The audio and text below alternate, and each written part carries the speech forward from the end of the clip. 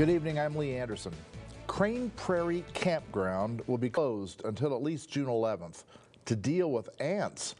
The campsite's dealing with a super colony. Noah Chast has more on the site's condition.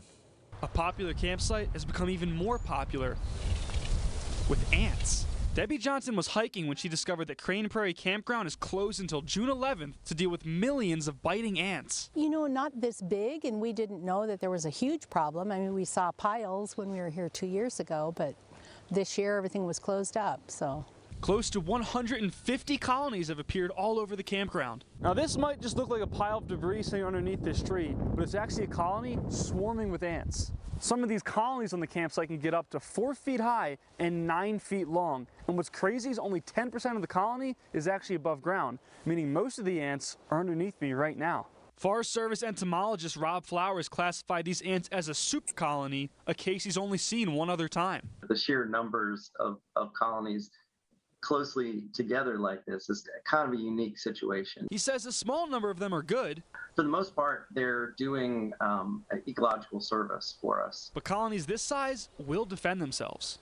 The worker ants will rush out of the nest and they will basically bite, and they also use a little bit of acid. They spray acid into the wound once they bite someone. Having worked with these just recently, I will say it's not pleasant to get bitten by these things. Each of the colonies could have between 10,000 and 1 million ants. Flowers says they plan to try a number of removal methods, including excavating, bait traps, and flooding over the next few seasons. He says the campsite could reopen soon, as long as people are aware of the areas to avoid.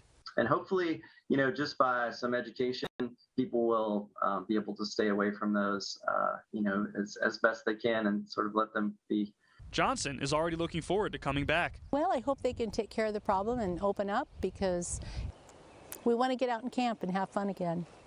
In Bend, Noah Chast, News Channel 21.